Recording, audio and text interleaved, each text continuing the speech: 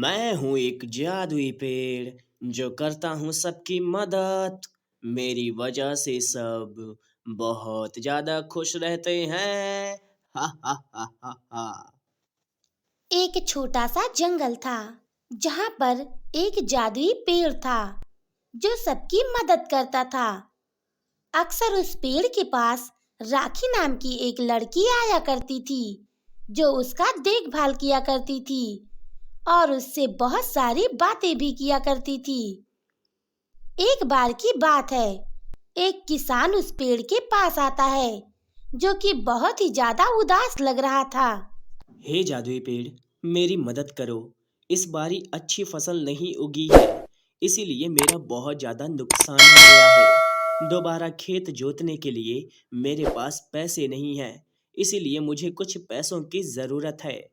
चलो ठीक है किसान, बस इतनी सी बात के लिए तुम इतना परेशान क्यों हो रहे हो? ये लो, इतने सारे पैसे। अगर तुम्हें और पैसों की जरूरत हो तो मुझे जरूर बताना। तुम्हारा तुम्हारा बहुत बहुत धन्यवाद पेड़ जी। तुम्हारी वजह से आज मैं अपना खेत दोबारा जोत पाऊंगा। इसके बाद पैसे लेकर वह किसान वहां से चला जाता है। किसान के जाने के बाद राखी जादुई पेड़ से कहती है, अरे वाह पेड़ जी, आप तो सभी की इतनी मदद करते हो। आप बहुत अच्छे हो। पर आप मुझे एक बात बता सकते हो क्या? आप सबकी इतनी मदद करते हो, फिर भी आपका कोई गांव वाला देखभाल क्यों नहीं करता है? राखी, कह तो तुम बिल्कुल सही रही हो, पर मैं खुद का ख्याल खुद भी तो रख सकता हूँ। वैसे भी मुझे गांव वालों की मदद करने के लिए यहाँ पर भेजा गया है। अरे पेड़ जी, सच में आप बहुत अच्छे हो। पर आप बिल्कुल चिंता मत कीजिए। अगर गांव वाले आपका ख्याल नहीं रखते हैं तो क्या हुआ? आप उसकी चिंता बिल्कुल मत कीजिए। मैं हूं ना, मैं आपका हमेशा ख्याल रखूंगी। इसके बाद दोनों हंसने लगते हैं। तभी ऐसे ही एक दिन एक जादूगरनी उस गांव में आती है। सुना है इस गांव में एक जादुई पेड़ है जो सबकी बहुत मदद करता है और वह बहुत ही ज्यादा शक्तिशाली भी है। कैसा होगा अगर मैं उस जादुई पेड़ से सारी शक्तियां ले लूं तो? मैं तो दुनिया की सबसे शक्तिशाली जादूगरनी बन जाऊंगी। इतना सोचने के बाद वह जादूगरनी एक छोटी सी बच्ची का रूप ले लेती है और उस जादुई पेड़ के पास पहुंचती है। अरे जादुई पेड़ जी, मेरी मदद करो। मैं और मेरी माँ दोनों काफी दिनों से भूखे हैं। मेरी माँ की तबीयत बहुत ज्यादा खराब है। क्या आप मेरी मदद कर सकते हो? मुझे कुछ खाने को दे सकते हो क्या पेड़ जी? ओ प्यारी बच्ची, तो तुम्हें खाना चाहिए। यह लो, बहुत सारा खाना। पेट भर खाना खाओ और अपनी माँ को भी खाना खिलाना। अगर तुम्हें किसी और चीज की जरूरत होगी तो तुम सीधा मेरे पास आ जाना। हाँ ठीक है जादुई पेड़ जी, जब भी मुझे किसी चीज की जरूरत होगी मैं आपके पास आ जाऊंगी। ऐसा बोलकर वह जादूगरनी वहां से चली जाती है और एक जगह जाकर सोचती है। अरे वाह, यह पेड़ तो सच में एक जादुई पेड़ है जो कि सबकी मदद करता है। बस अब रात हो जाए, जब गांव वाले सारे के सारे सो रहे होंगे ना, तो मैं जाकर उस पेड़ से सारी शक्तियां छीन लूंगी।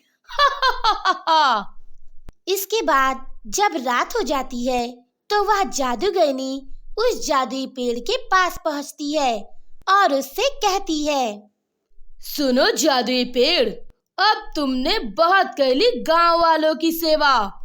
अब तुम मेरी सेवा करो। मैं तुम्हारी सारी शक्तियां छीनने आई हूँ।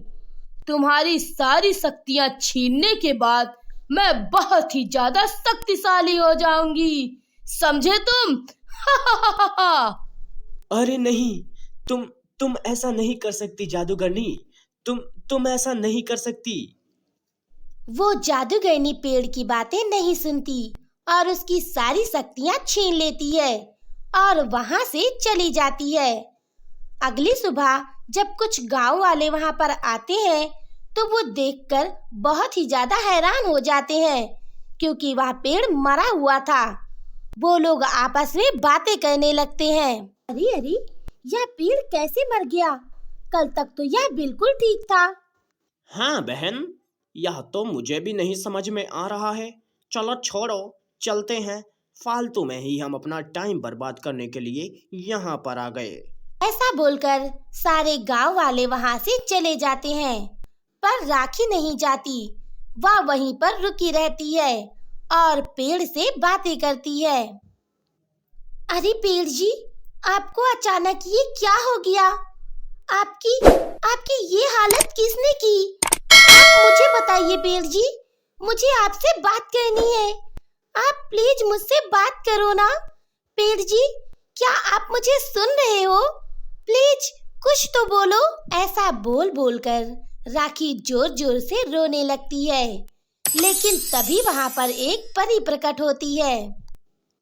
राखी बेटा, कितनी बुरी बात है ना, गांव वालों के रहने के बाद भी वह जादूगरनी इस पेड़ की सारी शक्तियां लेकर चली गई। क्या? यह आप क्या बोल रही हो परी जी? कोई जादूगरनी ने पेड़ की शक्तियां ले ली? परी जी, क्या इस पेड़ को दोबारा जिंदा किया नहीं जा सकता क्या? किया जा सकता है, बिल्कुल किया जा सकता है, लेकिन इसको जिंदा करना इतना आसान नहीं होगा। परी जी, आप बस यह बताइए कि यह पेड़ जिंदा करने के लिए मुझे क्या करना होगा? मैं इस पेड़ को जिंदा करने के लिए कुछ भी कर सकती हूँ। आप मुझे बताइए ना कि मुझे क्या करना होगा। तो ठीक है, मेरी बात को ध्यान से सुनो। इस जंगल में जो एक गुफा है ना, उस गुफा के अंदर एक पौधा है।